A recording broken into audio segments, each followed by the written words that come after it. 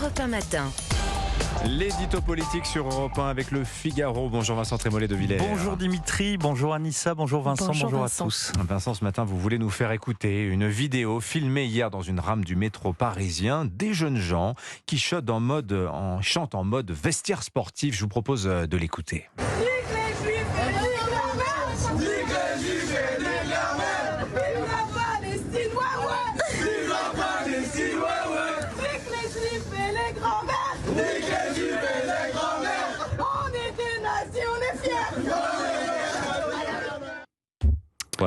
Voilà. Alors, je m'excuse auprès des auditeurs de leur infliger ces quelques secondes où se mêlent la bêtise, la vulgarité et la menace, mais ces instants volés par un téléphone portable méritent d'être entendus.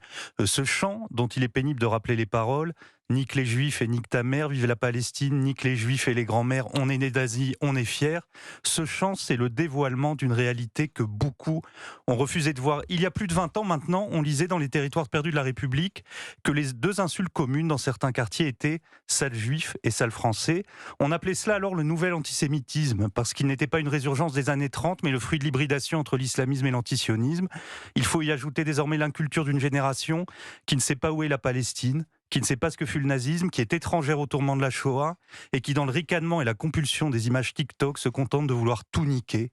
Les juifs, les mères, les grands-mères, les flics et la France. Mais tout cela, c'est la forme décérébrée d'une vision du monde que des esprits beaucoup plus structurés diffusent et défendent. Alors justement, quelle est cette vision du monde, Vincent ? Alors on a la version radical chic chez un humoriste de France Inter, la version politique chez la députée Danielle Obono, la version sportive avec un médailleux olympique. Mais à chaque fois, cette vision repose sur le même renversement effrayant où les Israéliens sont les nouveaux nazis et les Palestiniens et plus largement les musulmans les nouveaux juifs.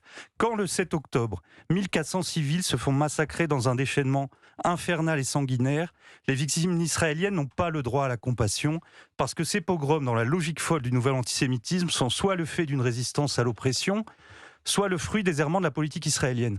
Comme le dit Alain Finkielkraut, dans cette mécanique, Israël est coupable de ce qu'il fait, mais aussi coupable de ce qu'il subit. Israël est forcément coupable, et derrière Israël, les Juifs le sont aussi.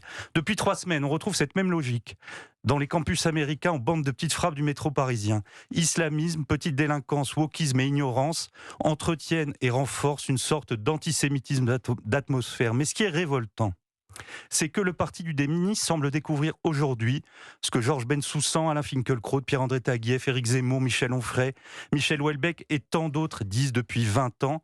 Plutôt que de les écouter, on les a rappelés à l'ordre quand on ne les a pas eux aussi nazifiés. Mais à vous entendre, Vincent, ce phénomène n'est pas directement lié à la guerre entre Israël et le Hamas. Non, cette guerre accentue et amplifie un processus, mais ce phénomène est engagé depuis bien longtemps et il n'a rien à voir avec Israël. Par une politique migratoire inconséquente, on a laissé s'installer une contre-société islamiste dans certains de nos quartiers.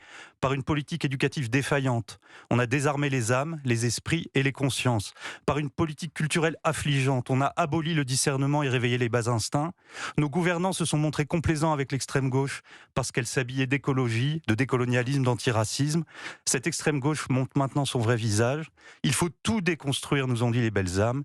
Et sur les ruines de la déconstruction surgit la forme la plus archaïque de la bêtise individuelle et de la méchanceté collective, l'antisémitisme. Merci beaucoup Vincent Trémollet de Villers. L'édito politique sur Europe